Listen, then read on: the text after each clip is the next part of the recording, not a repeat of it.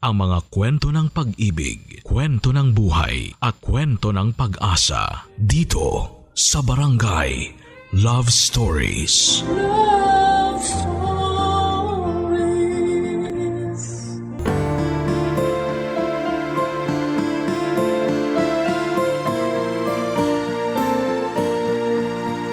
Sa mundong ito ay marami tayong pwedeng maging karibal o kakumpetensya.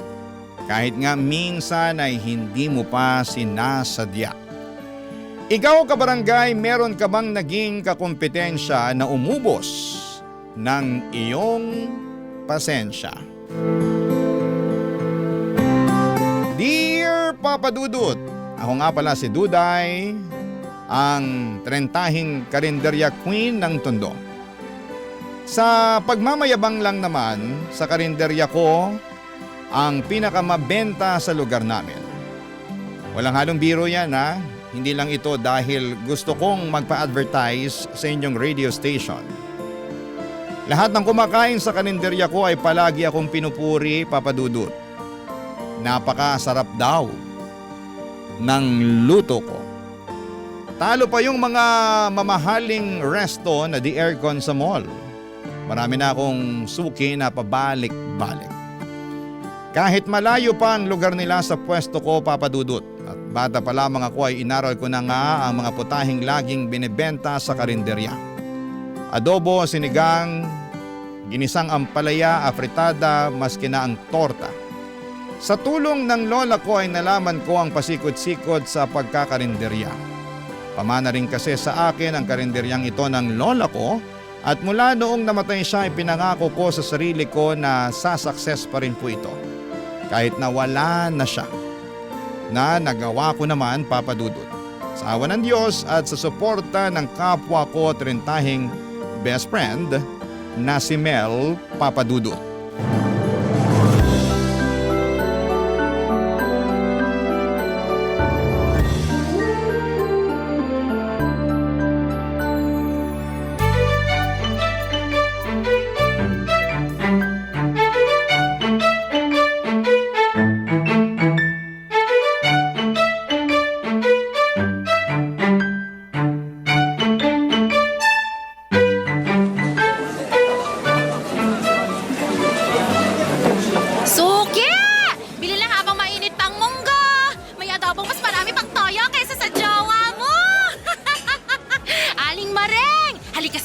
Silipin mo tong tortang talong ko, oh. Hindi mamantika, crispy pa. Pakaingay naman ng babaeng to. Hoy bakla, tigilan mo ako kung ayaw mong ibuhos ko sa batok mo tong sabaw ng sinigang ko, ha? Be naman, nangangasim na nga yung bato ko dahil sa init. Bubuhusan mo pa ng sinigang. Ay, gumilid ka nga. Natatakpan mo yung mga ulam ko. Ano ka ba? Kahit takpan ko itong mga benta mo, ang lakas pa rin ng amoy. Lalapitan pa rin ng customer. Bakit? Malinamnam bang amoy? Yes! Halatang pinasarap lang ng betchin. Chares! Sarap kita dyan eh. Di ako gumagamit ng betchin, no? Alam ko namang ma-pride ka pagdating sa betchin. Kaya nga ako bilib sa'yo. Kasi napapasarap mo ng todo yung luto mo kahit walang betchin. Duda ka pa. Yeah. Alam mo namang pinagpala ako sa galing sa pagluluto. Ganun? Minsan talaga dapat hindi ka pinupuri, no? Lumalaki ulo mo, be. Gusto maging down to earth, reminder lang. Ay, ayoko nga. Hindi ako magiging down to earth. At bakit ko naman gagawin yun eh? Saksakan ng sarap tong luto ko. Pang world class. Kavogue ang Fine Dining Restaurant. Ay! Oh, ayusin mo na kayong fine dining restaurant mo. Ay, Duday! Andiyan na yung crush mo, si Randy. Ang putok na naman yung ugat sa braso. Ang laki talaga, Hoy, umayos ka nga bakla. Sa akin lang ang ugat niya na. Uy, ba't mo ba pinagdadamot kung pwede namang hating kapatid na lang? Tigilan mo nga ako. Hating kapatid ka pang nalalaman dyan eh. Baka lamunin mo na ng buo si Randy kapag tumalikod ako. Hoy, hindi naman ako ganun. Hindi ako ganun kagutom sa braso niyang maugat. Ayos ka nga, andyan na siya. Tumimik ka na dyan. Uy, Duday! Mel! Kumusta, Randy? Kain ka ulit? Kumusta yung braso mo, Randy? Ugatin ba rin ba? Ay, hindi. Ang ibig ko sabihin, kumain ka na para hindi magutom yung mga ugat sa braso mo. Baka magalit yung mga yan. Baka biglang mga ganon. ka ba? Huwag mong pakinggan si Mel. Gutom lang yan sa Braso de Mercedes. Anong gusto mong ulam, Randy? Kahit isang pritong tilapia lang tapos ano bang gulay meron ka dyan? Alam mo naman tayong mga trentahin kailangan na natin ng gulay, di ba? Ay, gusto mo ng talong? Ay, Teresa! Tsaka sabaw. Diba? Maraming sabaw, gano'n. Ayos ka lang ba, Mel? Parang kanina ka pa, ano ka ba? Pusa ka ba? Ay, ano ba naman, Randy? Kailan ba yung pusa? Nako, wag na nga kayo magtalo sa harapan ng mga ulam ko. Baka magtampo yung okra, kumulubot bigla. Okay na ba sa tilapia, Randy? Magmunggo ka na lang para pumare sa tilapia. May sahog tong chicharon tsaka tinapa. Teka, parang first class yung munggo mo Ay? Baka magkulang tong dala kong pera. Ay, hayaan mo na. Huwag mo nang bayaran tong munggo. Talaga? Oo, kasi si Mel na raw ang manlilibre sa'yo. Hoy, girl! Ba't naman ako yung ginawa mong volunteer sa Munggo? Teka, huwag mo nang pagbayarin si Mel. Ako nang bahala. Magkano ba? Ay, sige na nga, libre na ang munggo. Ito na lang tilapia at kanin ang bayaran mo. Oh, heto pa saging. Libre na rin. Yun! Wow! The best ka talaga, Duday. Libre pala Kaya yung hindi ako saging. makalingon sa ibang karinderya Alam mo, sa'yo pa lang, kontento na ako. Oh! Ayan! Ganun! Ano ba? Kababata ko si Randy at matagal ko na siyang gusto. Bata pa lamang kami ay type ko na siya papadudot. Pero parang hindi niya ako bet. Parang ang turing niya sa akin ay nakababatang kapatid. Mas matanda siya sa amin ni Mel ng 5 taon. Lagi ko nga ang fini-flames, Hope, ang mga pangalan namin. Nakakainis lang kasi puro friends ang lumalabas. Minsan ay gusto ko na tuloy magpalit ng pangalan. Madalas ko namang iparamdam kay Randy na type ko siya papadudot. Yung mga libreng ulam niya, hindi pa ba sapat yon para ma-realize niyang gusto ko siya? Soffer, manhid niya. Kala mo ay nakalaklak ng anesthesia. Kaya lang konting tiis, ganun talaga ang mga lalaki. Masyado silang nonchalant. Hindi naman ako napapagod maghintay.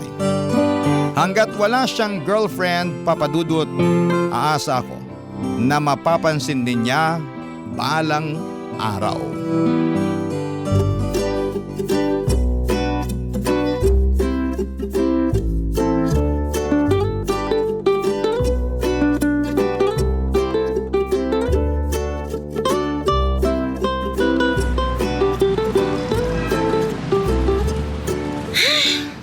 Bakit kaya ang tumal ng benta ko?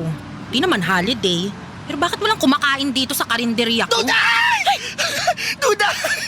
Ito na yung katapusan mo, girl! Ano pinagsasasabi mo dyan? Wait lang para ako naipitan ng ugat sa tagiliran, Ari. Ay, naku. Ay, ganito na ba talaga pagtetrentahin na? Ang bilis maipitan ng ugat. Teka, breathe in. Walang breathe out, wait lang. Okay. Palabasin mo na kasi ang hininga mo. Ay, nako. Ano ba nangyari, Mel? Girl, katapusan mo na nga kasi. Sorry Anong katapusan? Anong katapusan? Iklaro mo. Ayan o, dyan sa kabilang kanto. May bagong bukas na karinderya. Kaya naman pala wala akong customer ngayon. Correct! Andun lahat. Kahit yung traidor na si Aling Maring, ini-enjoy yung mga tortang tanong dun sa kabila. Kung makasubo ng talok, akala mo last day niya na. Kaya naman pala hindi makatingin si Aling Maring sa akin kanina nung napadaan siya rito Inalok ko na lahat ng klaseng talong. Nako, ayaw pa rin. Manda talaga siya. Hindi na siya makakaulit ng libreng sabaw dito kapag bumili siya. Bahala siya dyan. Malabo na siyang bumili ulit dito, no? Mukhang trip na trip niya rin sa karinderya sa kabilang kanto Gusto mo silipin natin? O sige, silipin natin. Paano tong karinderya ko? Ha? Sino magbabantay? Girl, kailangan pa ba itong bantayan? Mukhang wala namang magkaka-interest dito na kawin yung mga ulam mo Tumbak lang to, nakakasakit ka na ng loob Charis lang, ikaw naman. Tara na kasi, sandali lang tayo. Para makita mo kung sino yung kakumpetensya mo. Sige na nga. Pero teka, isasara ko lang tong karinderya. Oh, go, go, go!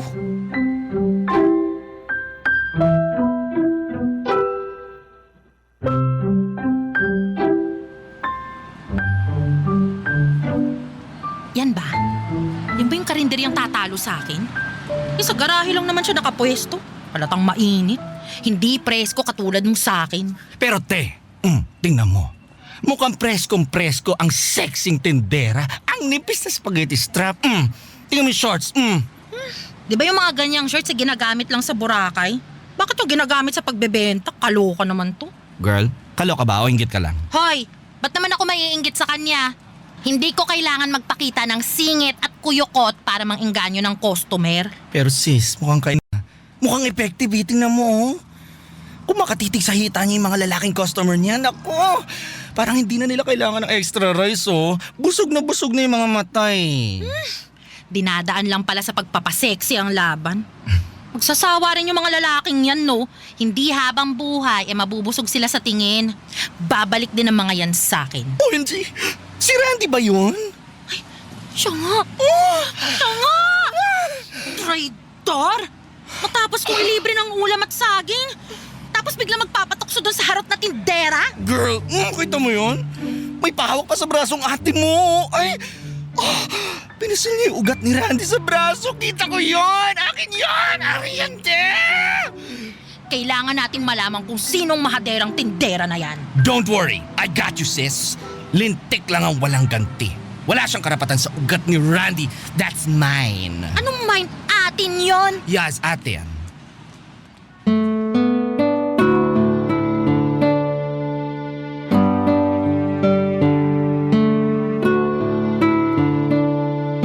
Halos magsiputukan ang mga ugat namin sa ulo ni Mel, Papa Dudut.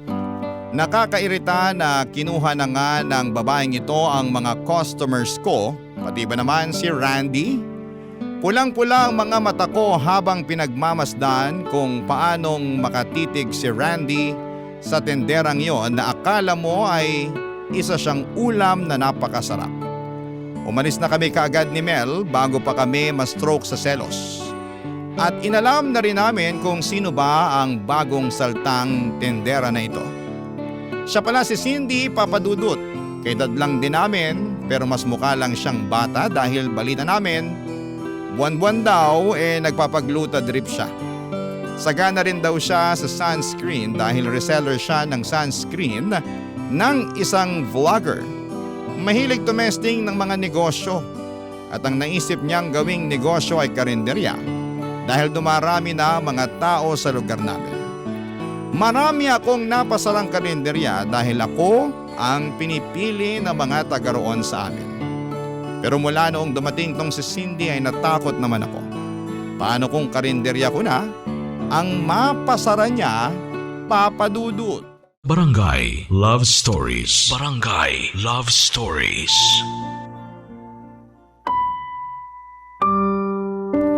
Habang tumatagal ay nagiging matumal na ang benta ko sa karinderya. Dati ay konti na lang ang natitirang ulam sa pagsasara ko sa karinderya, pero mula nang nagbukas si Cindy ay ang dami kong ulam na hindi nabibenta. Ang ending ay kailangan ko tuloy ibenta kinabukasan para lamang hindi masayang. Minsan napapanisan na rin ako ng mga ulam. Lugi ang negosyo. Nakakainis talaga ang Cindy na yan. Lumipat na kasi sa karinderya ni Cindy ang mga dating parokyano ko at karamihan ay mga lalaki na walang ibang gusto kundi ang makita ang paspaghetti strap ng hitad na kakompetensya ko. Hindi naman siya maganda. Totoo, maputi at makinis lang siya. Magkaroon lang talaga siya ng pimple sa pisngi, mawawala na ang apil niya. Sure ako doon, Papa Dudut.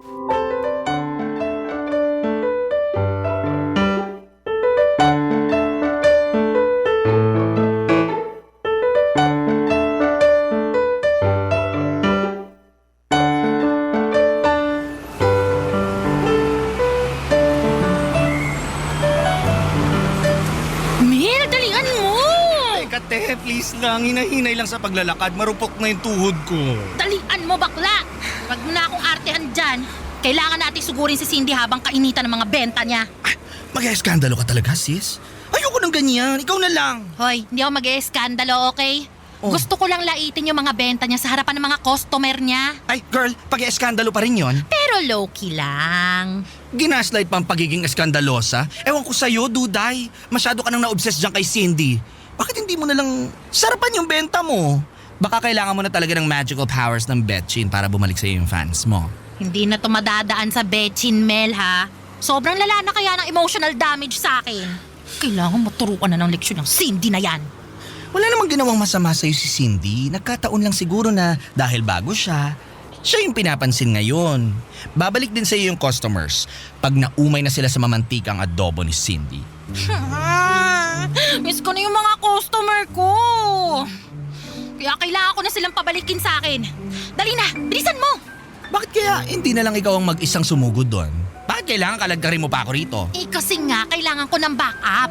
Basta, dapat agree ka lang ng agree kapag nilalait ko yung benta ni Cindy, ha? Ano, G? Ay naku! Kung wala lang talaga akong utang na 1.5 sa'yo, hindi ko to gagawin, girl. At buti alam mo. Oh, basta ha, ganap kong ganap.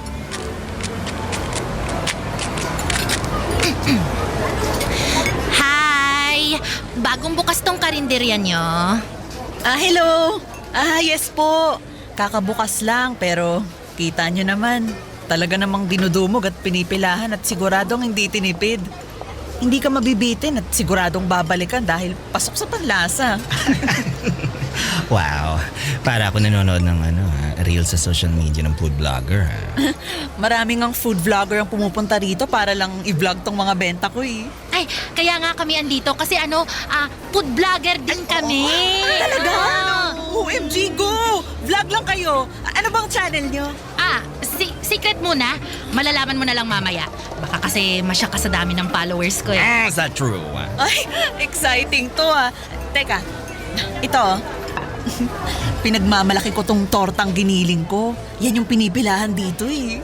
Talaga ba? Asa na yung camera nyo? Para ma-video nyo na bago pa dapuan ng langaw. Hindi, kasi kailangan muna naming matikman bago na naming i-video.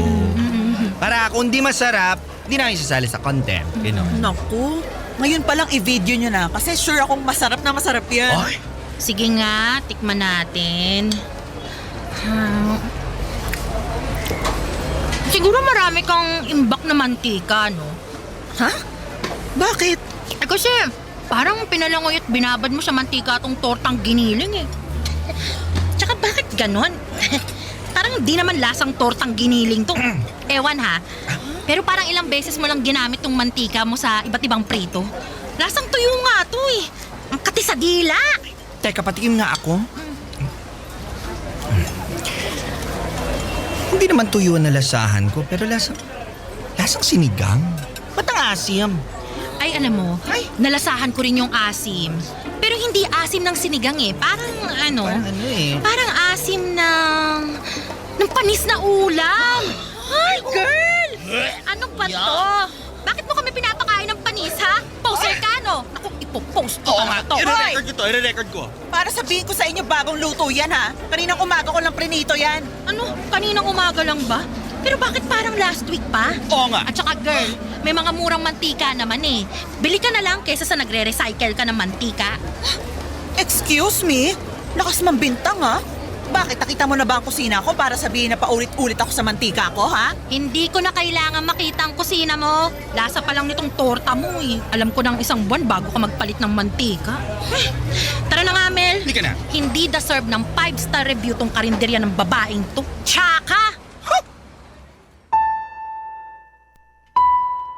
Gigil na gigil si Cindy habang patuloy ang pagsatsat ko sa benta niya, papadudot. Napapatingin na rin ang mga customer niya at parang nag-aalinlangan na sa mga binili niyang ulam. Mabuti na lamang at wala roon ang mga nakakakilala sa akin na customers ko. Kaya malakas ang loob kong tarayan si Cindy dahil wala siyang malalaman tungkol sa akin. Kampante ako ni after nung ginawa kong eksena ay dadayuhin na muli ang karinderya ko. Pero nagkamali ako, papadudot. Mas lalong tumumal ang benta ko. Masama ang loob kong nilagyan ng betchin ang ulam ko. Kahit na tipong nagkandahilo-hilo na ako sa pagtikim ng ulam na may betchin. Mahina kasi ako sa betchin pero tiniis ko yon para mahatak ulit ang customers ko. Pero walang nangyari. Kaya naman ginamit ko na ang pinagbabawal na technique. Nagsuot na ako ng mga damit katulad ng suot ni Cindy, Papa Dudut.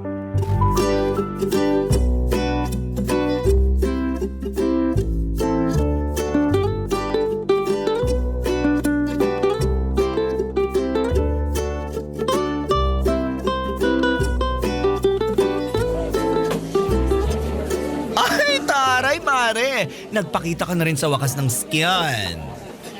Wala tayong choice. Di na madaan sa betsin eh. Baka kailangan ko na talagang magladlad ng skin.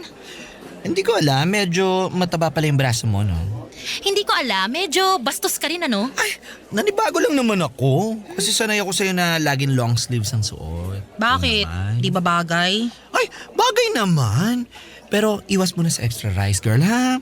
Bumabakat sa damit mo yung bilbil mo. Chares! Alam mo, hindi na chares yan eh. Ay, oo naman. Kumabig lang ako ng joke sa dulo para hindi ka masaktan, gano'n. So ano, magpapalit na ba ako? Sa sinabi mo, feeling ko tuloy baka mas lalo akong makataboy ng customers eh. Ay, okay na yan, sis. Laman tiyan ka pa rin naman. Tsaka perfect ang makeup mo today. Pula ng blush on, oh. Kasing pula ng tusinong benta mo. Taray. Malis ka na nga! Panira ka ng araw eh! Okay, sis. Tawagan mo na lang ako later kapag may ulam kang hindi mabebenta, ha? Willing akong saluhin. Mag-stomach in na lang kaya ako. Para hindi masyadong lumitaw yung bilbil ko.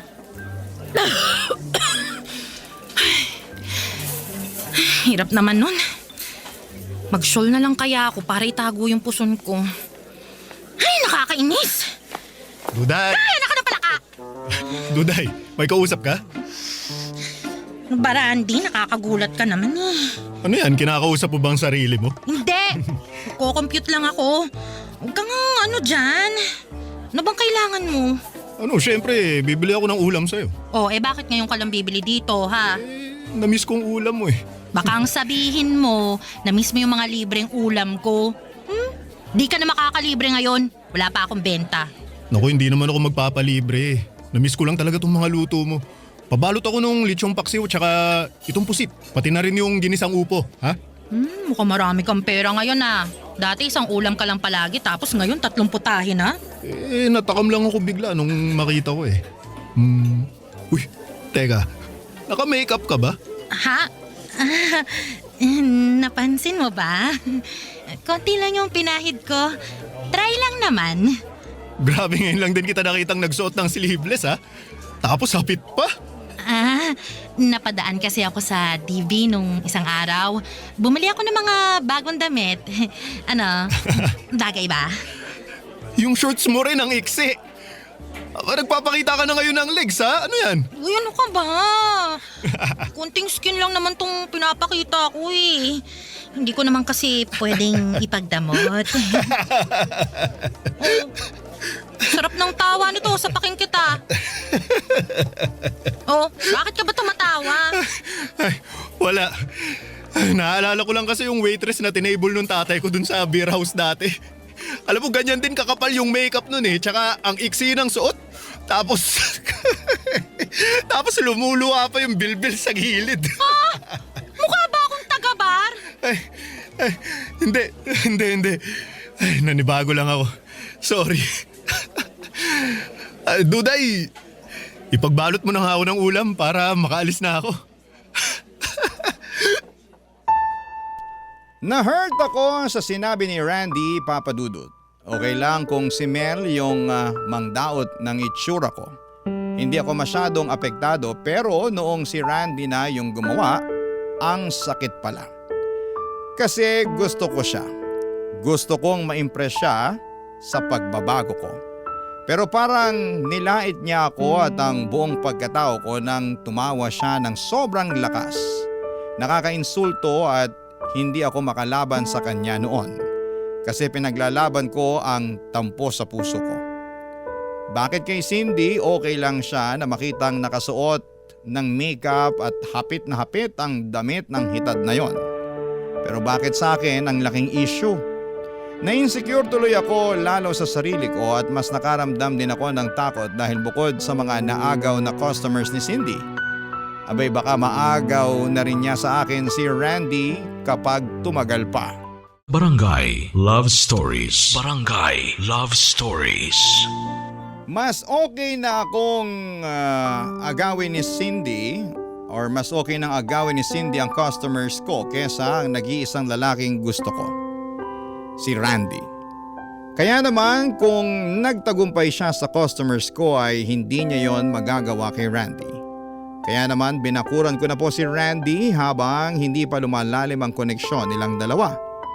Hindi na ako nag-spaghetti strap at mixing shorts. Pero natuto na rin po akong mag-ayos base sa bagay na damit sa akin. Panay na rin ang daan ko sa palengke kung saan ay nagkakargador itong si Randy.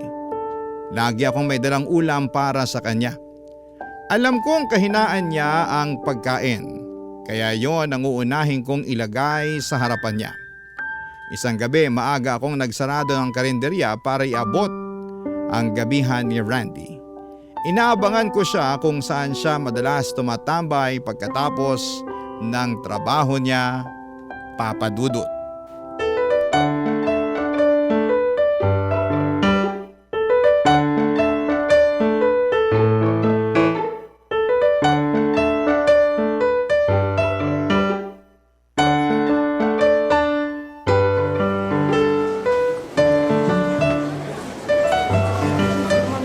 Girl, kanina pa tayo naghihintay dito ah. Nagsisebo na yung bibigay mong tapa kay Randy. Wait lang kasi. Parating na rin yun. Biyernes yun kaya maraming pinabuhat sa kanya na gulay. Ay nako, gutom na ako. Alam mo, pumunta ka na lang sa bahay mamaya. Kunin mo lahat ng ulam na gusto mo, basta. Shut up ka lang dyan. Ha? Yeah. Ay, si Cindy yun di ba? Saan? Ay siya nga. Hindi ako pwede magkamali sa suot niyang spaghetti strap. Grabe no? Ay, Barbie arms. Tingnan mo yung braso, ang payat. Ano naman ang point mo dyan? Baka gusto mong iuntog kita sa biceps ko. Psst, huwag ka maingay. Mukhang palapit dito. Hi! Nandito pala yung mga peking vlogger. Hi! Andito rin pala yung peke ang puti. Gluta drip pa more. Wow! May stalker pala ako.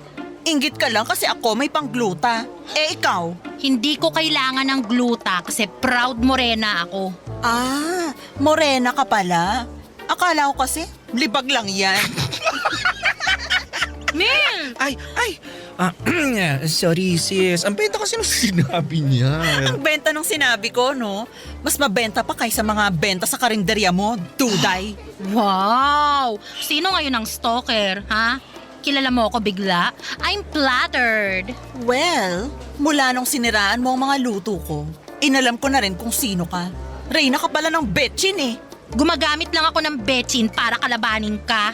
Oh, sobrang triggered ka ba sa akin, girl? Ah, dapat lang, no? Ako na ngayon ang reyna ng karinderya sa atin. Kaya wag ka nang lumaban, nakakaawa ka lang. Hoy! Ako pa rin ang reyna ng karinderya, no? Bago ka dumating, trono ko na yon. Baka nakakalimutan mo. Napapalitan ng reyna kapag humihina na. Ito na nga, oh. Unang atak ko palang bagsak ka na.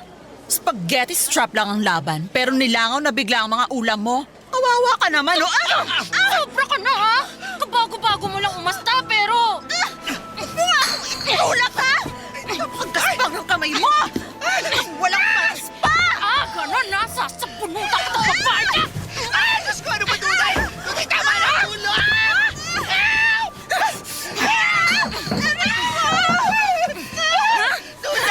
Tama na! Walang titigil sa pamilyang ta! Hoy! Duday! Cindy! Ano ba nangyayari ha? Randy, huwag kang humarang dyan! Hindi, tama na! Nakita mong pumutok na tong labi ni Cindy oh. Ayos ka lang ba, Cindy? Hindi. Super sakit.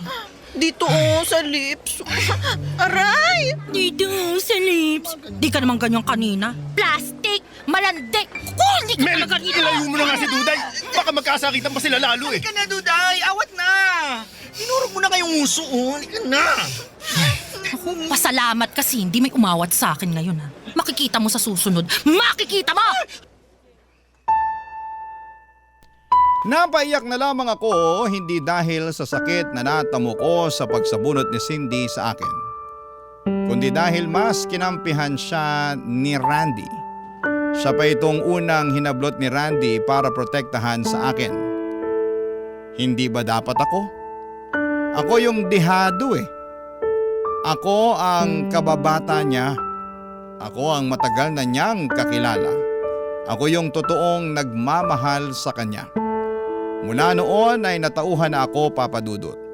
Ayoko nang mahalin si Randy, hindi naman niya masusuklian yon. Nakakasama lang ng loob dahil sa dinami-rami ng taong pwedeng makuha ni Cindy. Kay Randy pa siya nagwagi talaga. Sinubukan ko mag-move on at nag-focus ako sa pagluluto.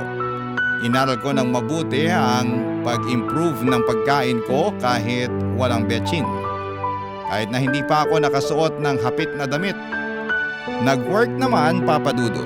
Unti-unting bumalik ang mga customers ko at balita ko ay humina na rin ang karinderya ni Cindy, pero wala na akong pakialam noon. Ang focus ko ay sarili ko.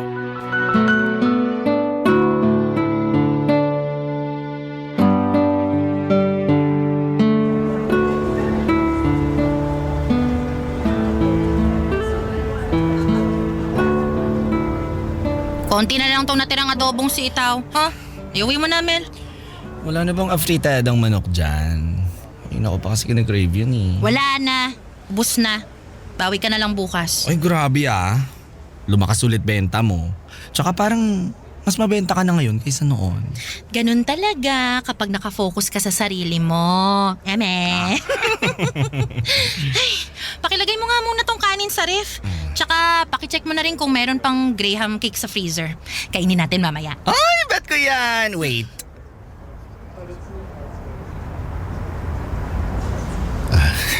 Hi, Duday. Sarado ng karinderya ko. Bumalik ka na lang sa Cindy mo. Ay, galit ka pa rin ba? Isang buwan mo na akong iniiwasan. In-unfriend mo pa ako sa social media. Bakit? Deserve mo naman eh. After mong kampihan sa Cindy kaysa sa akin, ano sa tingin mo? Gusto pa kita maging friend sa social media? Sige na naman, Duday. Huwag ka nang magtampo. Eto, may dala akong ulam para sa'yo. Oh, Para kang tanga. Dadalhan mo ako ng ulam mula sa ibang karinderya? binili ko yan kay Cindy. Hindi ka pa rin talaga tapos sa pananakit sa akin, ano? Talagang dinala mo pa rito yung ulam ng hitad na yon? Huwag ka munang magalit kasi. Tikman mo muna. Mas gusto ko pang tumikim ng lason kesa dyan sa mamantikang ulam niya. Eh ayun na nga eh, mamantika talaga ang mga benta niya kasi kailangan niyang ulit-ulitin yung mga benta niya sa loob ng isang linggo. Alam mo naman na nakakatagal ng buhay ng ulam kapag lumalangoy sa mantika yung pagkain, di ba? Akin na nga yan. Titikman ko. Ano ba to? Ba't ganito yung lasa? Matabang na nga, lamang luma pa. Oh, sabi ko naman sa'yo eh, wala talagang tatalo sa mga ulam mo, Duday. Walang tatalo pero doon ka kumakain sa kanya. Mas plastic ka pa sa plastic labo. Eh, eto na naman tayo eh. Ito na, magpapaliwanag na ako kung bakit ako laging nandun. Ako yung tagahatid ng gulay at karne para kay Cindy. Kinontrata niya ako, malaki yung bayad niya eh. Libre pa ang pagkain mula umaga hanggang tanghali. Kaya yun, syempre, pinatos ko na. Sayang din naman yung kita, no? Ang dami mo naman pwedeng gawing racket dyan ah. Pero bakit sa bruhang yun pa? Aminin mo, type mo lang talaga siya eh. Hoy, hindi ko siya type. Alam mo namang ayoko sa mga babaeng halos lilitaw na lahat ng ililitaw sa katawan eh. Ayoko sa mga masyadong ma-makeup. Sinungaling. Ay nako. Alam mo kung ayaw mong maniwala, hindi naman kita pipilitin. Pero sana maintindihan mo na kailangan ko rin ng pera. Kailangan kong makaipon kaya ako nagtrabaho sa kanya. Bakit ba bigla ka naging mukhang pera ha? Dati naman sapat na sa'yo kung magkano man yung kinikita mo dyan sa pagkakargador mo sa palengke. Tsaka sa pag-extra-extra mo bilang delivery boy. Ano kasi, gusto kong makaipon para hindi naman nakakahiya sa'yo kapag inaya kitang lumabas. Gusto mo akong ayain lumabas? Naku, dati pa. Hindi lang ako makadiskarte kasi nahihiya ako eh. Mas marami kang pera sa akin, may sarili kang negosyo, strong at saka independent woman ka. Eh ano ba naman ako, di ba? Kaya syempre gusto ko na may patunayan sa'yo bago ako lalapit para manligaw. Teka. Ano? Gusto mo manligaw sa akin? Oo, Duday. Kaya nga ako nandito eh. Kasi may sapat na akong ipon para Hindi naman nakakahiyang lumabas tayo. Para may mabili ako para sa'yo kapag nagturo ka na ng mga gusto mo kapag namasyal na tayo. Sinungaling ka. Hindi yan true eh. Si Cindy talaga yung type mo, di ba? Ay nako, ayaw pa rin maniwala. Duday, ikaw ang gusto ko. Pwede ba tayong lumabas at kumain sa fine dining restaurant?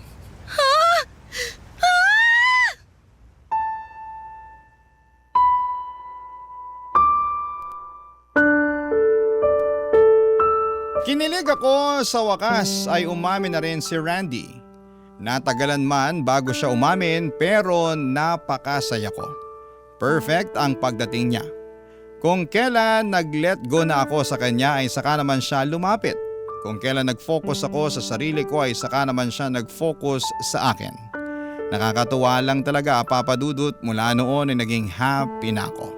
Sa career ko sa karinderya at sa love life ko. Nabalitaan kong nagsarado na rin ang karinderya ni Cindy. Napansin na rin ng mga tao na nakakaumay ang mga benta niyang mamantika. Sa akin na pumupunta ang mga customers niya. Hindi pa rin kami nagkakaayos na dalawa pero napatawad ko na po siya. At sana'y napatawad na rin niya ako. Maraming salamat po sa pagbasa ng aking liham. Ang inyong kapuso at kabarangay forever, Duday. Uy, kabarangay!